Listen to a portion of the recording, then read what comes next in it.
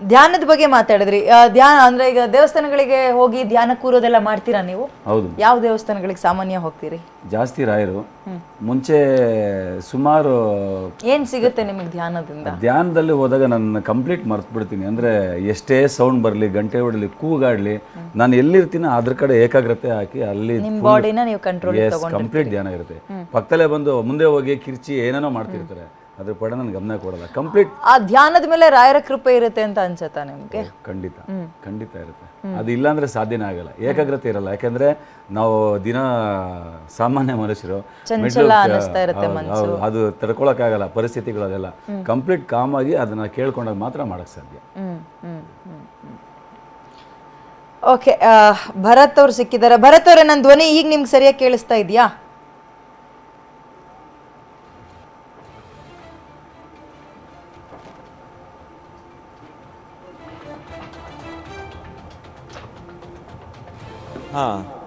ಈಗ ಕ್ಲಿಯರ್ ಇದೆ ಮೇಡಮ್, ಹೇಳಿ. ಓಕೆ, ಈಗೇನು ಈ ದೀಪ ಹಚ್ಚಿರೋದೆಲ್ಲ ಅದು ಪವಾಡ ಅಲ್ಲ, ಅದು ಆಲ್ರೆಡಿ ಆ ಕಡೆ ದೀಪವು ಉರಿತಾ ಇದೆ. ಆಗ ಸ್ವಲ್ಪ ತಣ್ಣಗಾಗಿತ್ತು, ಆಗ ಪ್ರಜ್ವಲಿಸಿದೆ ಅಷ್ಟೇ, ಗಾಳಿಗೆ ಬಂದಾಗ ಹಂಗಾಗಿದೆ ಅಂತ ಏನೇನೋ ಮಾತಾಡ್ತಾರಲ್ಲ, ಅಂಥವ್ರಿಗೆ ಏನಂತೀರಾ ನೀವು?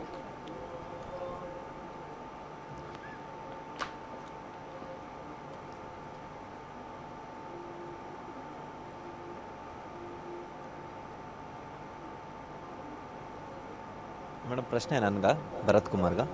ನಿಮ್ಗೆ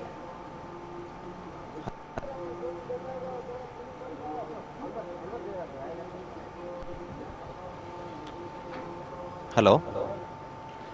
ಓಕೆ, ನಾನು ನಿಮ್ಮ ಹತ್ರ ಬರ್ತೀನಿ. ನೋಡಿ, ನಾನು ಆರಂಭದಲ್ಲಿ ಒಂದು ಹೇಳಿದೆ, 1671 ಶ್ರಾವಣ ಕೃಷ್ಣ ಪಕ್ಷದ ದ್ವಿತೀಯ ದಿನ ಅಂದರೆ ಸೆಕೆಂಡ್ ಡೇ, ಅಲ್ಲಿ ಒಂದಷ್ಟು ಜನ ಸೇರಿರ್ತಾರೆ. ಆಗ ಇದೇ ರಾಯರು ಅಲ್ಲಿ ಜನರನ್ನ ಉದ್ದೇಶಿಸಿ ಮಾತಾಡ್ತಾರೆ. ಒಂದೆರಡು ವಿಚಾರಗಳು ನಂಗೆ ಈಗಲೂ ಬಹಳ ಓದಿರೋದನ್ನ ಅಚ್ಚುಕಟ್ಟಾಗಿ ನೆನಪು ಮಾಡ್ಕೋಬೋದು. ಸರಿಯಾದ ಜ್ಞಾನ ಯಾವುದೇ ಪವಾಡಕ್ಕಿಂತ ದೊಡ್ಡದು, ಅಂದರೆ ಜ್ಞಾನಕ್ಕಿಂತ ಮಿಗಿಲಾದದ್ದು ಬೇರೆ ಏನೂ ಇಲ್ಲ ಅನ್ನೋದನ್ನ ಅವರದೇ ಸ್ಲ್ಯಾಂಗಲ್ಲಿ ಹೇಳಿದ್ರು ಅವರು. ಎರಡನೇದು, ಈ ಭಗವಂತನಲ್ಲಿ ಭಕ್ತಿ ಇರಬೇಕು, ಬಟ್ ಈ ಭಕ್ತಿ ಯಾವತ್ತೂ ಕೂಡ ಬ್ಲೈಂಡ್ ಆಗಬಾರ್ದು, ಕುರುಡು ನಂಬಿಕೆ ಆಗಬಾರ್ದು ಅಂತ. ಬಟ್ ಅಂತಹ ಸನ್ನಿಧಿಯಲ್ಲಿ ಈ ರೀತಿಯ ಚಮತ್ಕಾರಗಳು ಆಗಿದೆ ಅಂದಾಗ ಇದನ್ನು ಅಲ್ಲಗಳೆಯೋಕ್ಕೂ ನನ್ನ ಕೈಲಿ ಗಟ್ಟಿ ಧ್ವನಿಯಲ್ಲಿ ಆಗ್ತಾ ಇಲ್ಲ.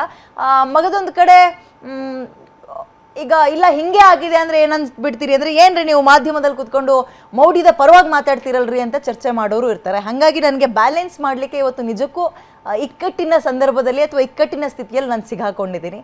ಭಕ್ತರಿಯ ಮೇಲೆ ಹಾಕ್ಬಿಡ್ತೀನಿ, ಅವ್ರೇನೇನು ಹೇಳ್ತಾರೆ ಅದನ್ನೇ ಕೇಳಿಸ್ಕೊಂಡು ಹೋಗ್ಬಿಡೋಣ. ರಾಯರ ವಿಚಾರದಲ್ಲಿ ಕೆಲವೊಂದು ವಾವ್ ಫ್ಯಾಕ್ಟರ್ಗಳು ನಡೆದಿದೆ, ಚಮತ್ಕಾರಗಳು ನಡೆದಿದೆ ಅಂದರೆ, ಸಾಗರ್ ಅವರೇ ಏನೆಲ್ಲ ಹೇಳಕ್ಕೆ ಇಷ್ಟಪಡ್ತೀರಿ ನೀವು? ನಿಮ್ಮ ಜೀವನವನ್ನು ಹೊರತುಪಡಿಸಿ ಬೇರೆಯವರೆಲ್ಲ ಹೇಳಿರೋದನ್ನ ಕೇಳಿಸ್ಕೊಂಡಿರ್ತೀರಿ ನೀವು. ಸಾಮಾನ್ಯ ನಾನು ಹೇಳ್ತೀನಿ ಕೇಳಿ, ಈಗ ಯಾವುದಾದ್ರೂ ದೇವ್ರನ್ನ ನಾವು ನಂಬ್ತೀವಿ, ಯಾವುದೋ ಕಷ್ಟದಲ್ಲಿದ್ದೀವಿ, ಯಾರೋ ಬಂದು ಇಂಥ ದೇವ್ರ ಹತ್ರ ಹೋಗು, ಇಂಥ ಇಷ್ಟು ಪ್ರದಕ್ಷಿಣೆ ಹಾಕು, ಇಂಥ ಗಂಟೆ ಕಟ್ಟು, ಇಂಥ ದೀಪ ಹಚ್ಚು, ನನಗೆ ಒಳ್ಳೇದಾಗಿತ್ತು ಅಥವಾ ನಮ್ಮನೇಲಿ ಯಾರಿಗೂ ಒಳ್ಳೇದಾಗಿತ್ತು, ನಿನಗೂ ಒಳ್ಳೇದಾಗುತ್ತೆ ಅಂತ ಸಜೆಸ್ಟ್ ಮಾಡೋರು ಇರ್ತಾರೆ. ಸೊ ಆ ರೀತಿಯಾಗಿ ನಿಮ್ಗೆ ಯಾರಾದರೂ ಸಜೆಸ್ಟ್ ಮಾಡಿದ್ದ ರಾಯರನ್ನ ನಂಬುವ ವಿಚಾರದಲ್ಲಿ? ಆ್ಯಂಡ್ ಅಂತಹ ಏನಾದರೂ ಆಶ್ಚರ್ಯ ಅನ್ನಿಸುವಂತಹ ಸಂಗತಿಗಳನ್ನು ನಿಮ್ಗೆ ಏನಾದರೂ ಹೇಳಿದಾರ ಯಾರಾದರೂ? ಪವಾಡ ಅನ್ನೋದು ಕಲಿಯುಗದಲ್ಲಿ ಈಗ ಪ್ರೆಸೆಂಟ್ ಆಗಿ? ಇಲ್ಲ ಮೇಡಮ್, ಯಾರು ಹೇಳಿಲ್ಲ. ಆಟೋಮೆಟಿಕಲಿ ಹೃದಯದಿಂದ, ಮನಸ್ಸಿನಿಂದ ಅದು ಬಂದಿದ್ದು.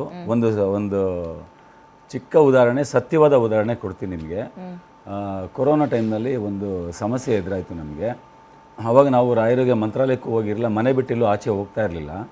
ಆ ಟೈಮ್ನಲ್ಲಿ ನಾವು ನಮ್ಮ ಫ್ಯಾಮಿಲಿ ಎಲ್ಲ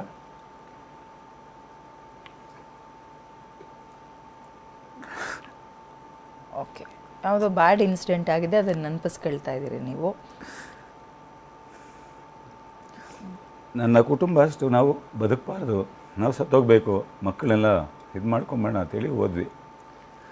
ಗೊತ್ತಿಲ್ಲ, ಯಾರೋ ಒಂದು ರೂಪದಲ್ಲಿ ನನಗೆ ಬಂದು ತುಂಬ ಸಹಾಯ ಮಾಡಿದ್ರು. ಗೊತ್ತಿಲ್ಲ, ಅದು ಬೆಳಗ್ಗೆಗೆ ನಮಗೆ ಮನೆ ಸ್ಥಿತಿಯಿಂದ ಹಿಡಿದು ಎಲ್ಲ ಸ್ಥಿತಿಯಿಂದ ಹಿಡಿದು ನಮಗೆ ಒಂದು ರೀತಿಲಿ ರಾಯರ ಮುಖಾಂತರ ಬಂದು ಸ್ವಂತ, ಬೇರೆ ಯಾರಲ್ಲ, ನನ್ನ ಸ್ವಂತ ಸಹೋದರನೇ ಆ ರೂಪದಲ್ಲಿ ಬಂದರೆ ನನಗೆ ಗೊತ್ತಿಲ್ಲ, ಅವಳಿಗೂ ಗೊತ್ತಿಲ್ಲ, ನಮಗೂ ಗೊತ್ತಿಲ್ಲ. ಆ ಟೈಮ್ನಲ್ಲಿ ಬಂದು ನಮ್ಮನ್ನು ಆ ಸ್ಥಿತಿಲಿ ಕಾಪಾಡಿದ್ರು ನಮಗೆ. ನಾವು ಅದನ್ನು ನಿರ್ಧಾರ ಚೇಂಜ್ ಮಾಡಿದ್ವಿ. ಇದು ಯಾಕೆ ನಾವು ತಪ್ಪು ಮಾಡ್ತಾಯಿದ್ವಿ ಅಂತೇಳಿ ಎಲ್ಲ ಇಡೀ ಕುಟುಂಬ ನಾವು ಹೋಗ್ತಾಯಿದ್ವಿ. ಹೋದ್ಮೇಲೆ ಯಾರನ್ನ ನಾವು ಎದುರಿಸೋಕೆ ಸಾಧ್ಯ ಅಂತೇಳಿ ಎಲ್ಲ ಚೇಂಜ್ ಮಾಡ್ಕೊಂಡ್ವಿ. ಸೊ ಅದಾದಮೇಲೆ ನನಗೆ ಕಂಪ್ಲೀಟಾಗಿ ಜಾಸ್ತಿ ರಾಯರನ್ನು ನಮ್ಮ ಬದುಕು ಶುರು ಮಾಡಿ. ನಾನು ಇನ್ನೊಂದು ಪ್ರಶ್ನೆ ಕೇಳ್ತೀನಿ. ನಾನು ಆರಂಭದಲ್ಲೂ ಹೇಳ್ದೆ, ಇದರ ವಿರೋಧವಾಗಂತೂ ನಾನು ಖಂಡಿತವಾಗ್ಲೂ ಇಲ್ಲ. ಬಟ್ ಕೆಲವೊಂದು ಸೋಷಿಯಲ್ ಮೀಡಿಯಾ ಒಂದು ಒಳ್ಳೆ ವೆಪನ್, ಅದನ್ನು ಒಳ್ಳೆ ರೀತಿಯಲ್ಲಿ ಬಳಸ್ಕೋಬೋದು.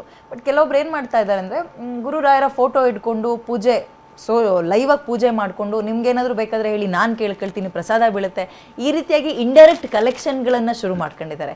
ಅವಾಗೇನು ಅನಿಸುತ್ತೆ, ಬ್ಯಾಡ್ ಒಪಿನಿಯನ್ ದೈವಸ್ಥಾನದ ಬಗ್ಗೆ ಅಥವಾ ಮಠದ ಮೇಲೆ ಶುರುವಾಗೋಕ್ಕೆ ಆರಂಭ ಆಗುತ್ತೆ.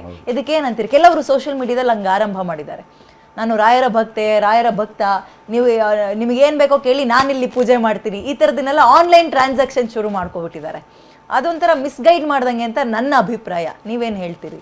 ಇಲ್ಲ, ಆ ಥರ ಹೋಗೋದಕ್ಕಿಂತ ಅವ್ರ ಗೈಡ್ ಚೆನ್ನಾಗಿದೆ, ಇಲ್ಲ ಅಂತಿಲ್ಲ. ಅದು ಅವ್ರ ಹತ್ರಕ್ಕೆ ಹೋಗೋ ಬದಲು ರಾಯರ ಸನ್ನಿಧಾನಕ್ಕೆ ಹೋದರೆ ಭಾಳ ಚೆನ್ನಾಗಿರುತ್ತೆ. ಹೇಳಿ ಅವ್ರು ಗೈಡ್ ಮಾಡಲಿ, ನಾನು ಮಾಡಿಕೊಡ್ತೀನಿ ಅಂದರೆ ತಪ್ಪು. ಅದು ನಾನು ಇಲ್ಲಿ ಕುತ್ಕೊಂಡು ನಾನು ಭಾಳಷ್ಟು ಸೇವೆ ಮಾಡ್ತೀವಿ, ನಾವು ಅಲ್ಲೇ ನಿಂತ್ಕೊಂಡು ಸೇವೆ ಮಾಡ್ತೀವಿ. ಭಾಳಷ್ಟು ಜನ ಕೇಳ್ತಾರೆ ನಮ್ಮನ್ನು, ನಾವೇನು ಹೇಳಿದ್ರೆ ಗುರುಗಳನ್ನ ಸೂಚನೆ ಮಾಡ್ತೀವಿ ಹೊರತು ಇಲ್ಲ ಹಿಂಗೆ ಮಾಡಿ ಹಂಗೆ ಮಾಡಿ ಅಂತ. ಏನಂತ ಕೇಳ್ತಾರೆ ನಿಮ್ಮನ್ನು? ಅಲ್ಲಿ ಬರ್ತಾರೆ, ಸರ್ ನನಗೆ ತುಂಬ ಸಮಸ್ಯೆ ಇದೆ ಸರ್, ನಮ್ಗೇನಾರು ಹೇಳಿ, ನೀವೇ ಹೇಳಿ, ನಮ್ಗೆ ನೀವೇ ಇದು ಮಾಡಿಕೊಡಿ. ನಾವಲ್ಲಿ ಅಲ್ಲಿ ಬೇರೆ ಥರ ವಸ್ತುದಲ್ಲಿ ನಿಂತ್ಕೊಂಡಿರ್ತೀವಿ, ಪಂಚೆ ಇದೆಲ್ಲ ಹಾಕೊಂಡು ನಿಂತಿರ್ತೀವಿ. ಅದು ನೋಡ್ಬಿಟ್ಟು ನಮ್ಮನೆ ಗುರುಗಳು ಹತ್ರ ಎಲ್ಲ ಕೇಳ್ತಾರೆ. ಅಲ್ಲಿ ಒಳಗಡೆ ಹೋಗಿ ಇರ್ತಾರೆ ರಾಯರ ಹತ್ರ, ಅವ್ರ ಹತ್ರನೇ ಕೇಳಿ. ನರಸಿಂಹ ಜೋಶಿ ಗುರುಗಳು ಇರ್ತಾರೆ, ಅವ್ರನ್ನೇ ನೀವು ಕೇಳಬೇಕು. ಹೆಂಗೆ ರಾಘವೇಂದ್ರ ಅವ್ರನ್ನ ಹೋಲಿಸ್ಕೊಳ್ಳೋದು ಹೆಂಗೆ? ಈಗ ದೇವಸ್ಥಾನಗಳಲ್ಲಿ, ಹೆಣ್ಣು ದೇವಸ್ಥಾನಗಳಲ್ಲೇ ಬೇರೆ ರೀತಿಯಲ್ಲಿ ಅದೇನೋ ನಿಂಬೆ ಹಣ್ಣಿನ ದೀಪ ಹಚ್ತಾರೆ, ಅಥವಾ ಪೂಜೆ ಪುನಸ್ಕಾರ ಅಂತ ಮಾಡ್ತಾರೆ, ಹರಕೆ ಕಟ್ಕೊಳ್ತಾರೆ. ಬೇರೆ ಬೇರೆ ದೇವಸ್ಥಾನಗಳಲ್ಲಿ ಅಭಿಷೇಕ ಅಂತ ಮಾಡಿಸ್ತಾರೆ. ಈ ರಾಘವೇಂದ್ರ ಅಥವಾ ರಾಯರ ದೇವಸ್ಥಾನದಲ್ಲಿ ಹೆಂಗಿರುತ್ತೆ? ಅವ್ರನ್ನ ಹೊಲಿಸ್ಕೊಳ್ಳೋ ಪದ್ಧತಿ ಹೆಂಗೆ? ಭಕ್ತರಾಗಿರೋದ್ರಿಂದ ನಿಮ್ಮನ್ನು ಕೇಳ್ತಾ ಇದ್ದೀನಿ ನಾನು. ಹೊಲಿಸ್ಕೊಬೇಕು ಆ ಥರ ಎಲ್ಲ ಇಲ್ಲ. ಹೊಲಿಸ್ಕೊಳ್ಳೋದು ಅಂದ್ರೆ ಅವ್ರ ಕೃಪೆಗೆ ಪಾತ್ರರಾಗೋದು ಹೆಂಗೆ ಅಂತ ಕೇಳ್ತಾ ಈಗ ದೇವಸ್ಥಾನದಲ್ಲಿ ಹೋಗಿ ಹರಕೆ ಕೊಟ್ಕೊಂಡು ನಾನು ಇಷ್ಟು ಪರ್ಸೆಂಟೇಜ್ ದುಡ್ಡು ಹಾಕ್ತೀನಿ ಅಥವಾ ನಾನೇನೋ ಇದು ಬಂದರೆ ಸೇವೆ ಮಾಡ್ತೀನಿ, ಅದೆಲ್ಲ ಕೇಳೋದು ಬೇರೆ. ರಾಯರು ಅದು ಯಾವುದು ಬಯಸಲ್ಲ. ಒಳ್ಳೆತನ, ಒಳ್ಳೆ ಮನಸ್ಥಿತಿ, ಒಳ್ಳೇದು ಮಾಡ್ಕೊಂಡು ಹೋದ್ರೆ ರಾಯರು ಆಟೋಮೆಟಿಕಲಿ ಅವ್ರನ್ನ ನಂಬ್ಕೊಂಡು ಯಾವುದೇ ಕೆಲಸ ಮಾಡಿದ್ರು ಸಕ್ಸಸ್ ಆಗ್ತೀವಿ. ಇಷ್ಟು ಹೇಳ್ಬೋದು. ನೀವೇನು ಹೇಳ್ತೀರಿ ಸರ್? ನಿಜ ಹೇಳ್ಬೋದು. ಓಕೆ, ಭರತ್ ಅವ್ರ ನನ್ನ ಧ್ವನಿ ಕೇಳಿಸ್ತಾ ಇದೆಯಾ ನಿಮ್ಗೀಗ? ಓಕೆ, ಕರೆ ಕಟ್ಟಾಗಿದೆ. ಈಗ ಕೆಲವೊಬ್ರು ಕೆಲಸದಲ್ಲಿ ಸಮಸ್ಯೆ ಆದರೆ ರಾಯರ ಮೊರೆ ಹೋಗ್ತಾರೆ. ಆ್ಯಂಡ್ ಇನ್ನೊಂದು ಬಹಳ ಪ್ರಮುಖ ಪ್ರಶ್ನೆ ಸಾಗರ್ ಅವರೇ, ನೀವೇ ತುಂಬ ಅದ್ಭುತವಾಗಿ ಮಾತಾಡ್ತಾ ಇದ್ದೀರಿ ಅಂತ ನಿಮ್ಮ ಹತ್ರನೇ ಹೋಗ್ತಾ ಇದ್ದೀನಿ ಪ್ರಶ್ನೆ. ಮಾಡಬಾರ್ದು ಕೆಲಸನೆಲ್ಲ ಮಾಡಿ ಅಲ್ಲಿ ಹೋದರೆ ನಮ್ಮ ಪಾಪ ಕಡಿಮೆ ಆಗುತ್ತೆ ಅಂತಲೂ ಹೇಳ್ತಾರೆ. ನಮ್ಮ ಪಾಪ ಕಡಿಮೆ ಆಗಕ್ಕೆ ನಾನು ರಾಯರ ಇದ್ರ ಕ್ಷೇತ್ರಕ್ಕೆ ಹೋಗ್ತೀನಿ ಅಥವಾ ಬೇರೆ ದೇವಸ್ಥಾನಗಳಿಗೆ ಹೋಗ್ತೀವಿ ಅಂತ. ಹೊರಗಡೆ ಮಾಡಬಾರ್ದು ಮಾಡೋದು, ಒಳಗೋಗಿ ಕೈ ಮುಗಿದ್ರೆ ಎಲ್ಲವೂ ಸರಿಯಾಗುತ್ತೆ. ರಾಯರ ಅಂಥವ್ರನ್ನೂ ಆಶೀರ್ವಾದ ಮಾಡ್ತಾರೆ ಅಂತ ಅನ್ಸುತ್ತೆ ನಿಮಗೆ? ಇಲ್ಲ, ಮಾಡಲ್ಲ. ಎಕ್ಸಾಂಪಲ್ ನನ್ನ ಸ್ನೇಹಿತರೆಲ್ಲ ನಾನು ನೋಡಿದ್ದೀನಿ.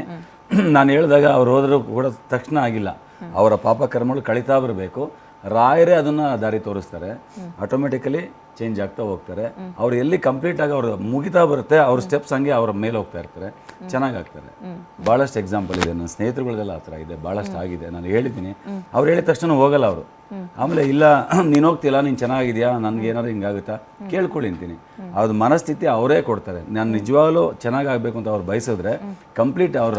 ಈ ದೇವಸ್ಥಾನದೇನೋ ಸ್ಪೆಷಾಲಿಟಿ ಕೇಳಿದೆ ನಾನು, ಕಾಯಿ ಕಟ್ಟಬೇಕಂತೆ, ಪ್ರದಕ್ಷಿಣೆ ಹಾಕ್ಬೇಕಂತೆ. ಏನದು? ಎಷ್ಟು ಸಲ ಪ್ರದಕ್ಷಿಣೆ ಹಾಕಬೇಕು, ಎಷ್ಟು ಕಾಯಿ ಕಟ್ಟಬೇಕು, ಆ್ಯಂಡ್ ಯಾಕೆ ಕಟ್ಟಬೇಕು, ಯಾವಾಗ ಕಟ್ಟಬೇಕು? ಅಲ್ಲ, ಅದು ಎಷ್ಟು ಕಾಯಿ ಕಟ್ಟಬೇಕು ಆ ಥರ ಎಲ್ಲ ಇಲ್ಲ. ಈಗ ನೀವು ಬರ್ತೀರಾ, ಚೆನ್ನಾಗಿದ್ದೀರಾ ನೀವು ಲೈಫಲ್ಲಿ, ನನಗೇನು ಪ್ರಾಬ್ಲಮ್ ಇಲ್ಲ ಅಂದರೆ ಬನ್ನಿ, ರಾಯರ ಸೇವೆ ಮಾಡಿ, ನಮಸ್ಕಾರ ಮಾಡ್ಕೊಳ್ಳಿ, ಸುತ್ತಾಕಿ, ದೀಪ ಹಚ್ಚಿ, ನಿಮ್ಗೆ ಖುಷಿ ಇದ್ದರೆ. ಇಲ್ಲ ನನ್ನ ಕಷ್ಟದಲ್ಲಿದ್ದೀನಿ, ನನಗೇನು ಮಾಡೋಕ್ಕಾಗಲ್ಲ, ಕೇಳ್ಕೊಳ್ಳಿದ್ದೆ ರಾಯರನ್ನ, ಹೋಗಿ ಪರವಾಗಿಲ್ಲ.